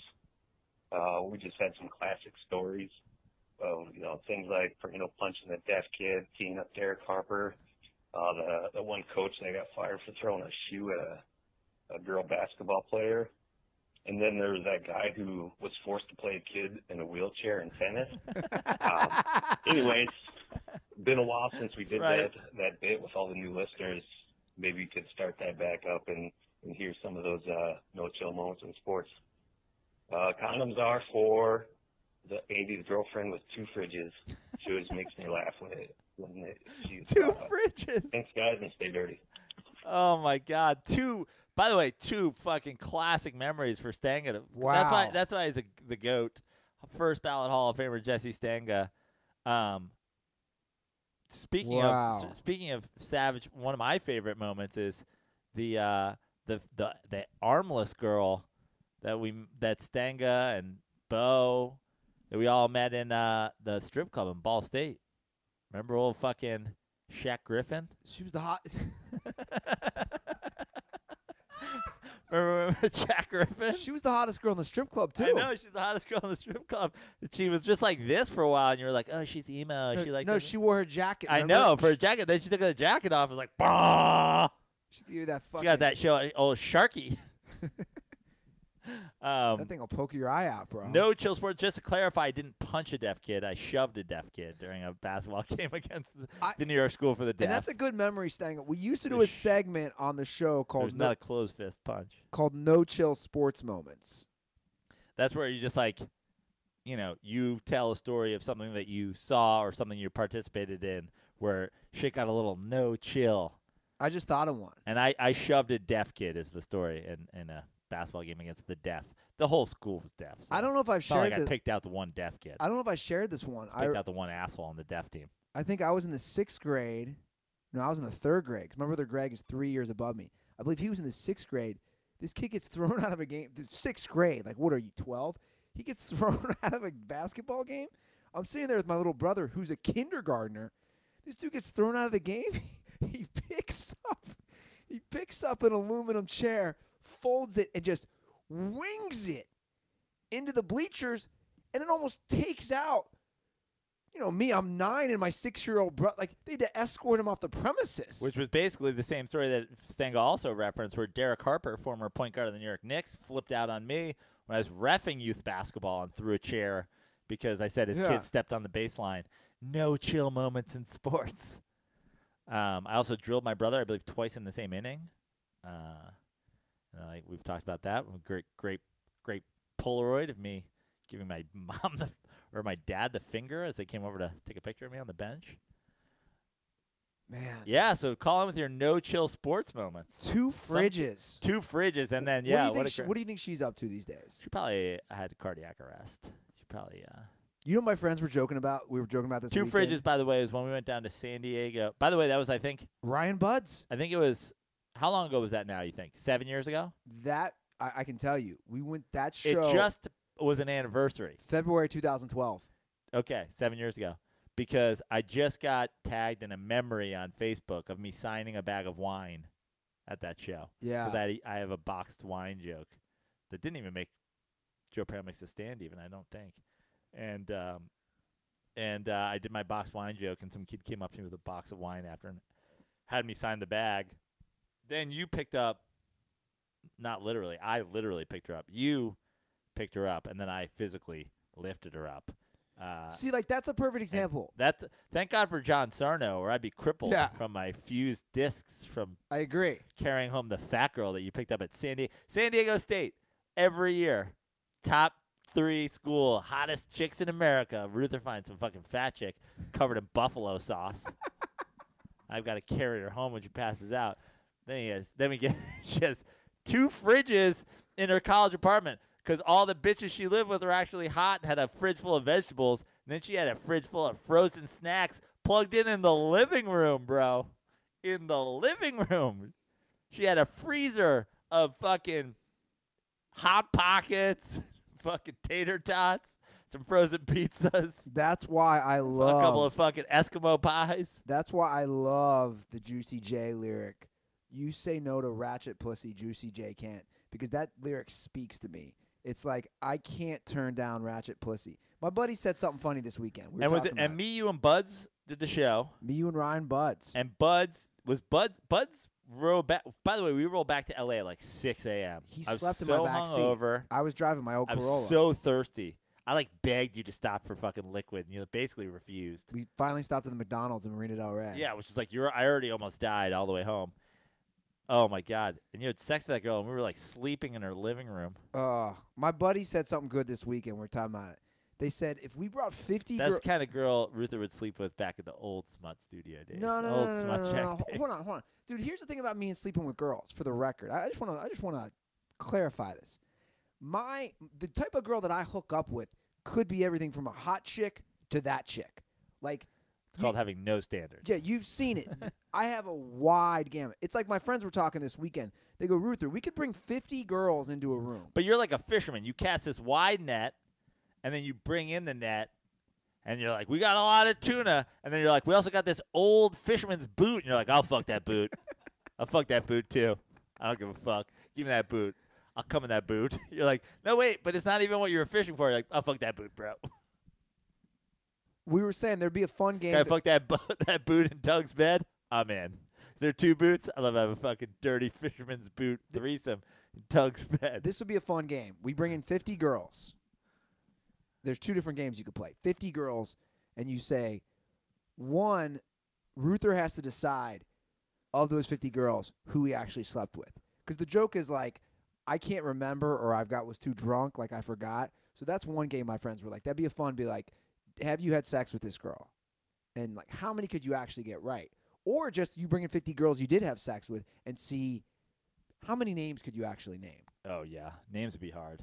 Because sometimes I think of it, even recently I was like, just like, oh, yeah, I wonder if I could think of it. And I like thought it, and I was like, I know I'm missing some people, but whatever. And then like days later, I drove by a Thai restaurant in Santa Monica. I'm like, oh, that fucking girl Caroline. I took her in there and fucked her. That was like completely forgot. Like just like again, I forgot the fucking sideshow days. I forgot a year of my life. I forgot a year of my life where we recorded this show. The idea that I remember every girl is a joke.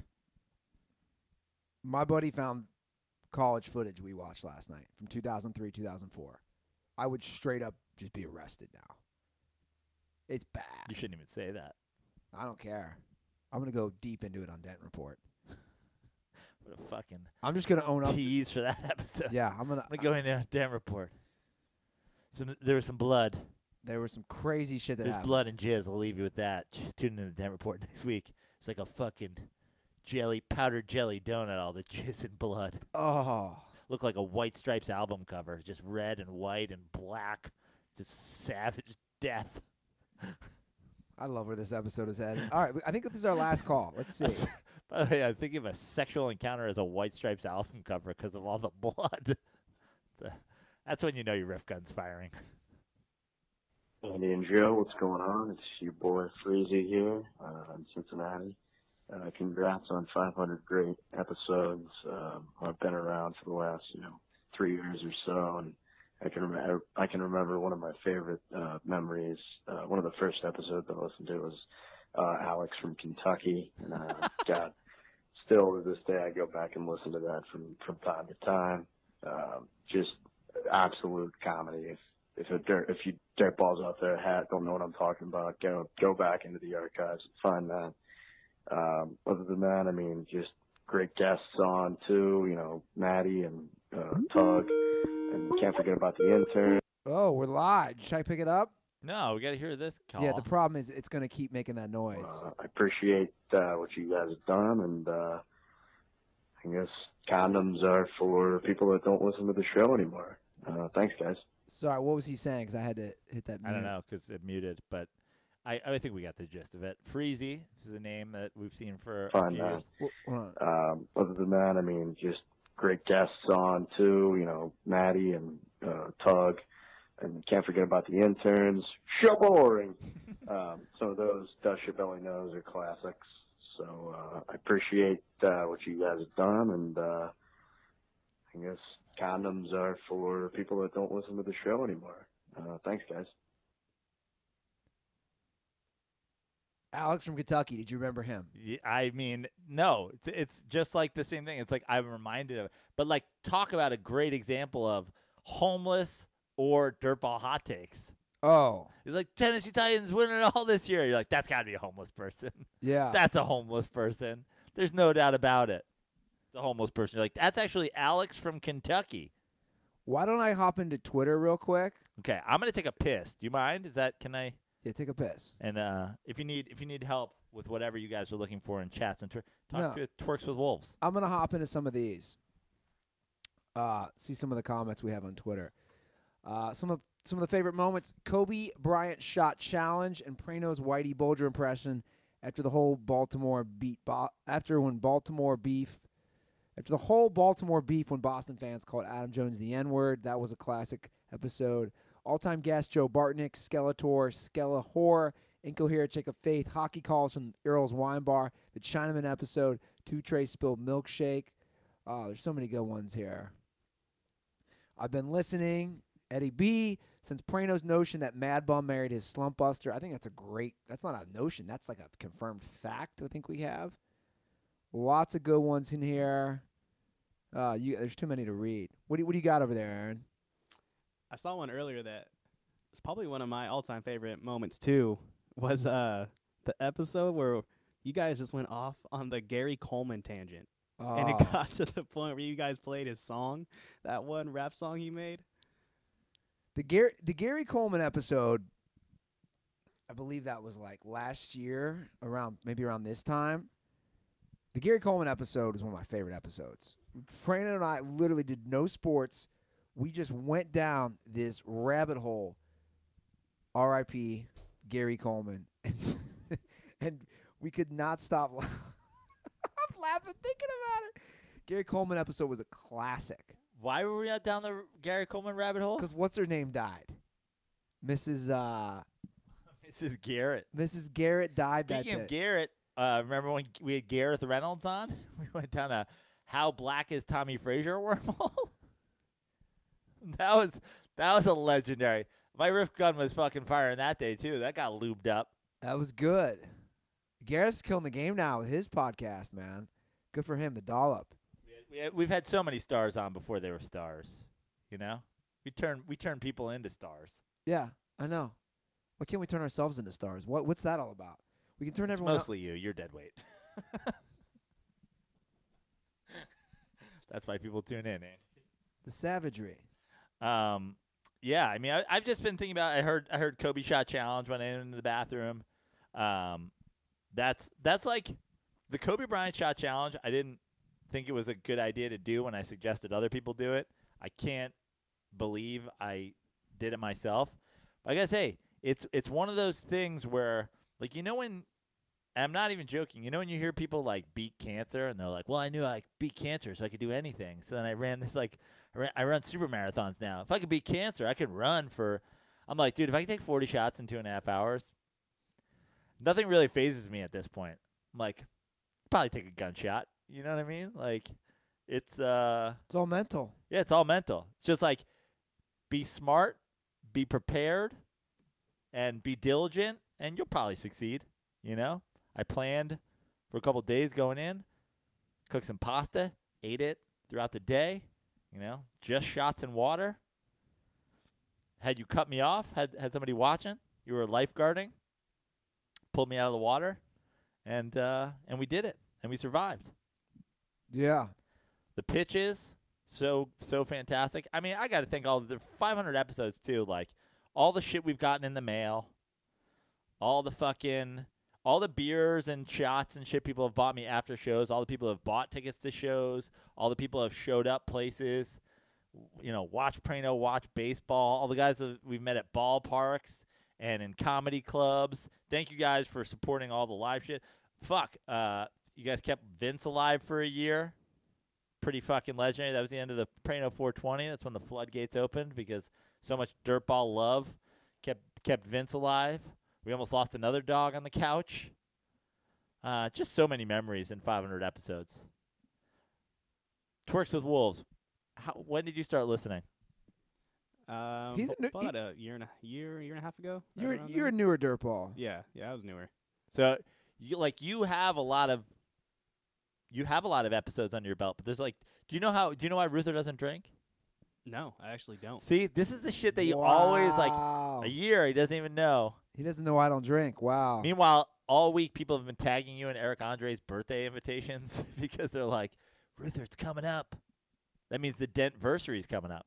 Ruther got blackout at Eric Andre's birthday party and may or may not have accosted somebody in the street. I didn't accost anybody. With racial slurs and then punched him in the ear. See, he's making all this shit up. April 5th, 2014. I'm coming up with my 5-year anniversary.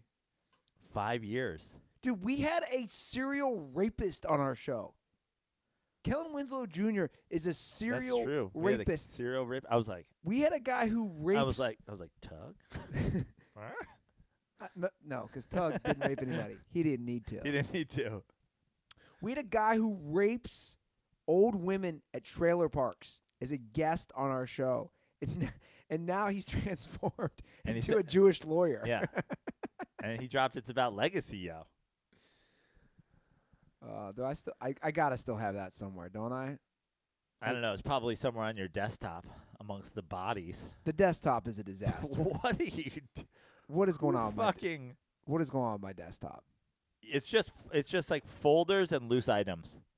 Yeah. It literally looks like the desk of a police detective in like a shitty buddy cop movie in the 70s. Like, I got that folder here somewhere. They come back a half hour later, he's still looking for folders. Yeah, because I can't find it. I can't. No shit. His desktop just has CTE. Yeah. Let's you want to hear some of the old ones? Brandon, come on, we have to do this. We're down this rabbit hole. We're down memory lane. How about this one? Do you remember this? I mean, sort of. Yeah.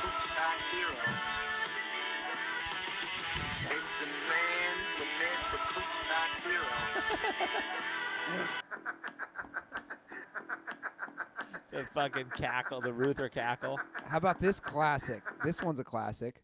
Hey there, it's me, Whitey fucking Bulger. Yes. You might know me as the inspiration for the major motion picture Black Mass starring Johnny Depp. Well, I'm here to tell you that I'm proud to team up with the good folks at Sam Adams to bring you my new Black Mass brew. That's right, I made a fucking beer. Listen, after a long day of running fucking minorities out of your neighborhood, there's nothing you want more than to kick back with a cold fucking lager. That's why I helped create Black Mass Brew, the new seasonal lager that's fucking guaranteed to help you keep your good Irish community values while maintaining your fucking property value. We guarantee each batch is handcrafted by a fucking middle school dropout with a beard that can house a family of pigeons.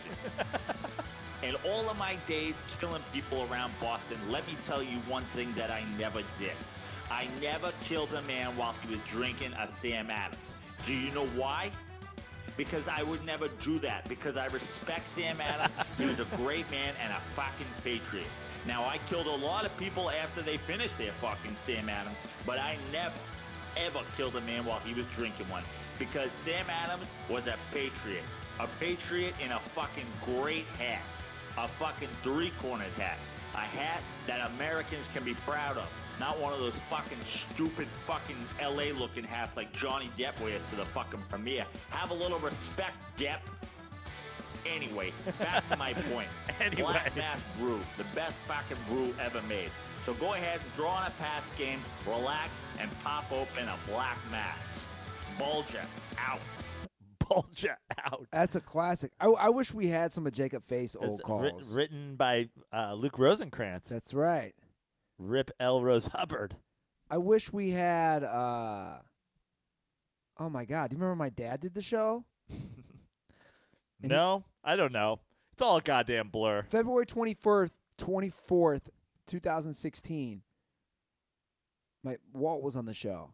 Oh, hold on. We have to play this. I saw a comment and then we'll wrap up the show. We got to play this. Dirty Sports music exclusive. Denthead made it.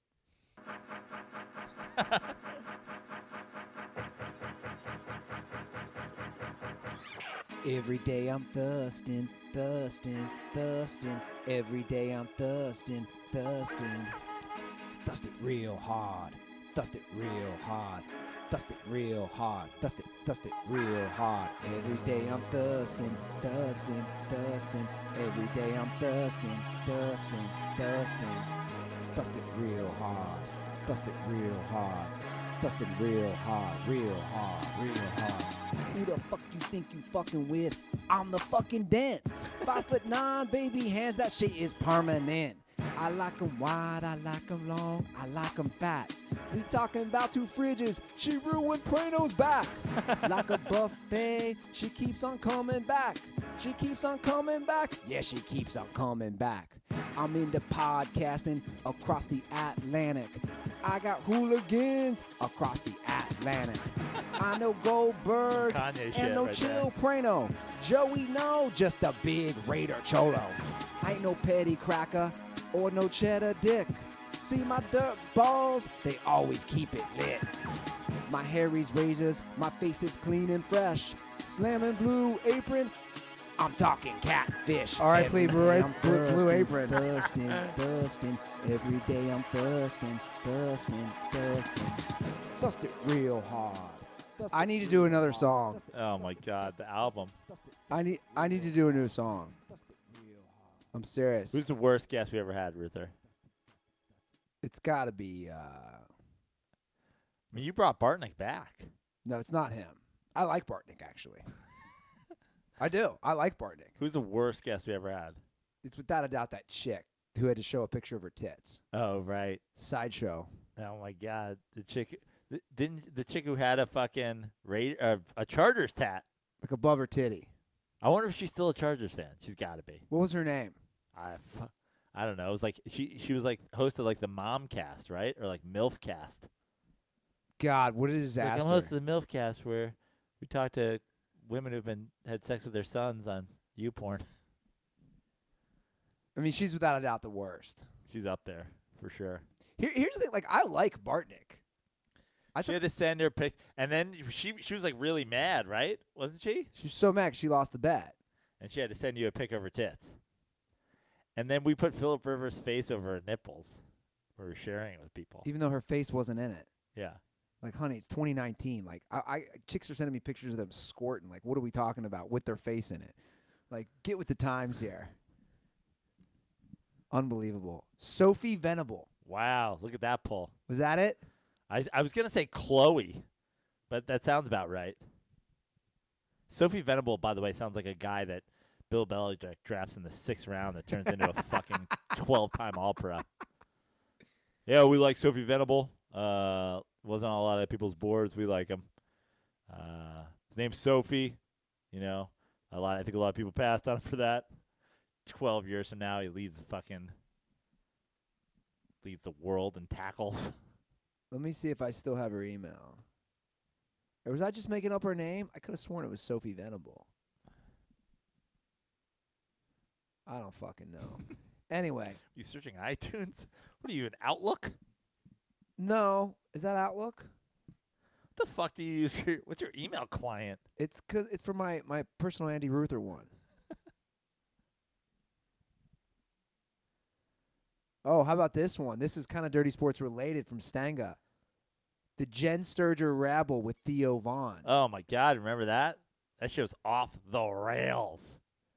I think she said, like, the idea was, like, champagne and Bloody Mary brunch. She's like, I don't really drink champagne or Bloody Marys. Can I just get whiskey? I was like, yeah, you can get whatever you want, sure. And then she fucking came in and she chugged a bottle of whiskey. So blackout, her boyfriend had to come pick her up. Did we ever have her on our show? No. No. You want to hear? I'm looking at the comments. This is actually pretty funny because the Jen Sturger hopped in the Me Too shit, and I'm seeing comments. There's some bold claims from Dirtballs about her. About what? About the shit she was talking on that rabble? Yeah, but about things she said to Dirtballs, which is kind of crazy. I think she demanded that they remove that rabble. I think they eventually took it down for her. That was wild. the rabble, the Wild West rabble days. You know what's funny? Too high. I was listening. Jen Sturger was too high. That was New Year's 2016, New Year's Day. I was in Cincinnati. Fiesta Bowl, Ohio State, Notre Dame. Yeah. I was listening to that with my brother in his basement. And he's like, what? He's like, dude. Then it just turned into Theo roasting her. Theo, but were you on? Yeah. Yeah, you were on, right? Yeah. So you and Theo just started roasting Jen. I wasn't as heavily roasting. Like Theo was like full on roasting her. By the way, Theo's just like blown up since then. We put the touch on him. Theo's killing the game. All right, guys. I can't thank you guys enough. All these memories. Anything else from the comments that you're monitoring over there? Twerks with Wolves. You guys kind of already went into it, but DirtBall's just asking what were your guys' favorite moments from the past 500. Other than that, just more rips. Just rip on rip. Rip the person who gave us. We have one downvote, one Yeah. dislike. Fuck you, dude. It's fucking. Who is it? It's old Tyrod Poopsock. Who is it? I don't know. Who's the Hawks fan? The Atlanta Hawks fan. Oh, Jonathan Cohen 04. I forgot. By the way, I forgot an entire year of our recording. I never forget a troll. I never forget a troll. You forgot we went into a studio for a year. In like fucking Henry Hudson Park, like fucking where Hubert H. Humphrey Metrodome up there. Howard Hughes Parkway. We We used to always go to Buffalo Wild Wings after we'd record a show. I love Buffalo Wild Wings. R.I.P. Sean. Yeah, probably actually R.I.P. Sean. That guy. He's definitely had a heart attack while watching wrestling since then, right? Wasn't he into like fucking lucha libre shit? He was. He's a Buffalo Bills fan. He was. When they got rid of Tyrod Taylor, he just couldn't take it. His heart. Had zero clue how to use sound.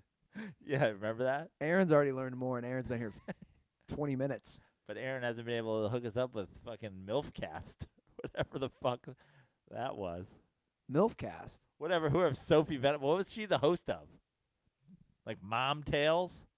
Try to look her up. Sophie Venable. I think it's Veneable. I don't know.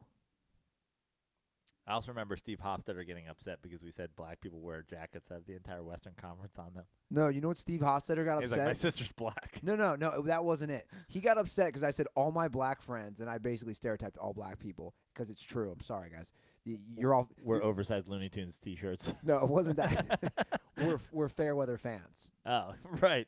That's where he turned the corner. Like Jewish guy who adopts a black girl compared that to guys like B. Like let's go to B Indigos. Who do you think's in B Indigo? Let's go to B Indigo. Like let's see who his teams are. I don't even know what his Twitter is. Is it under Barry? You know what I'm saying, though?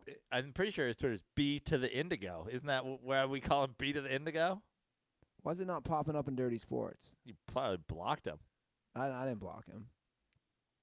Because that one time you were hammering black people, he was pretty upset about it. I don't know what it is. Anyway, lots of great memories, guys. We couldn't do it without you. We're going to have to rank the dirt balls again. Dirtball Madness is coming up.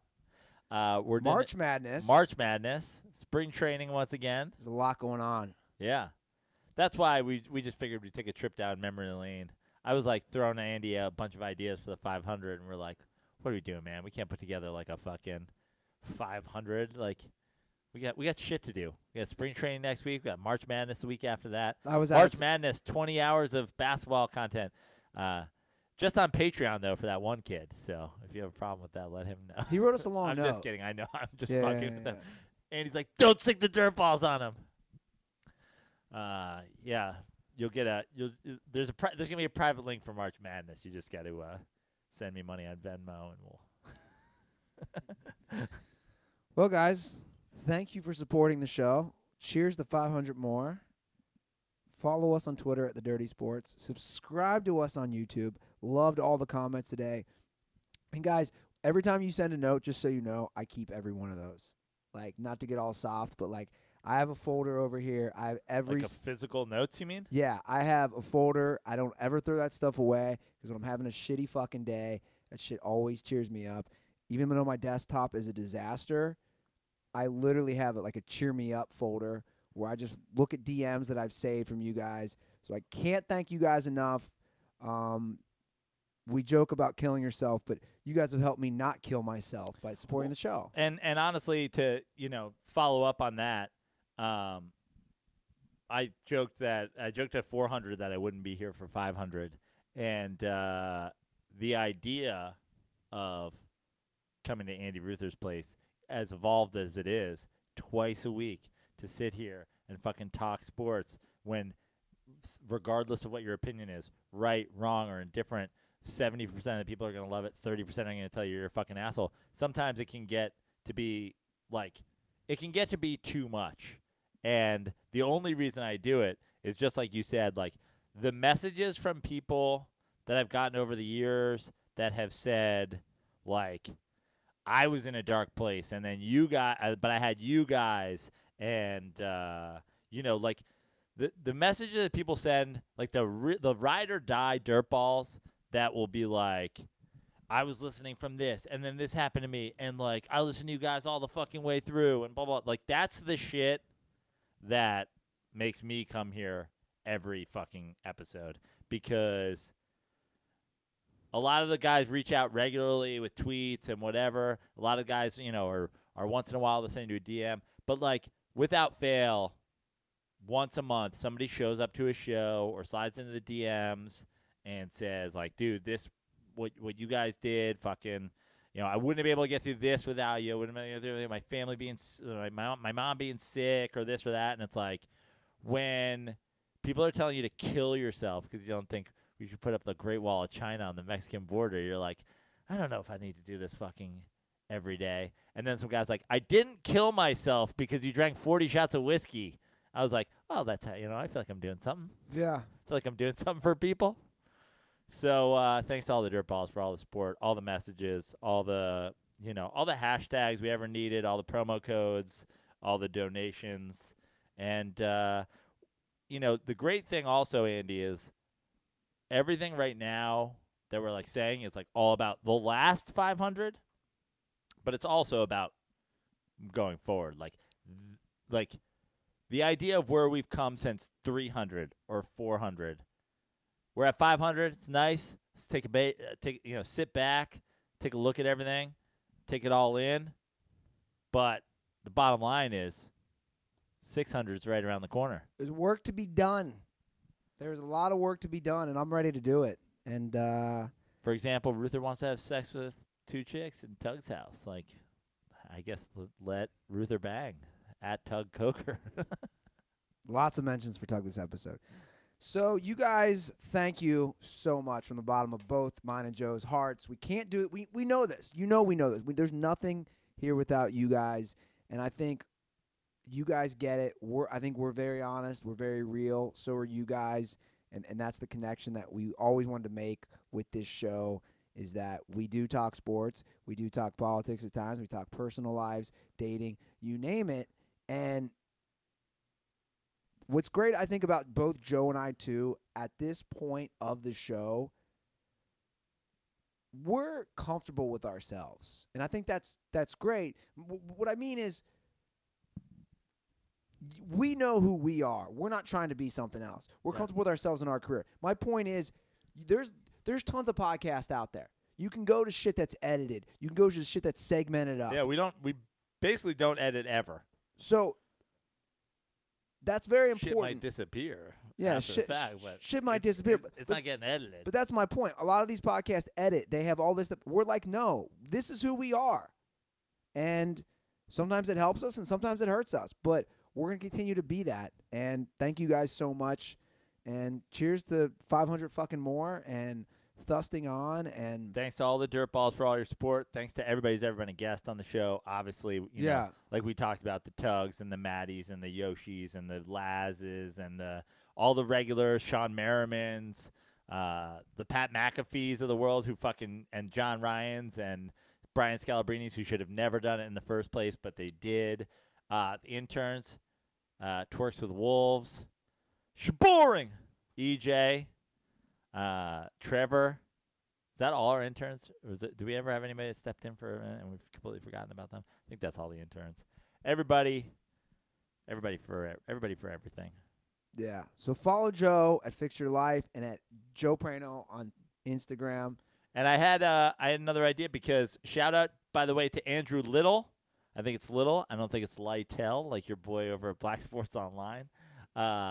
He won the Porzingis jersey. And I was thinking this, Andy.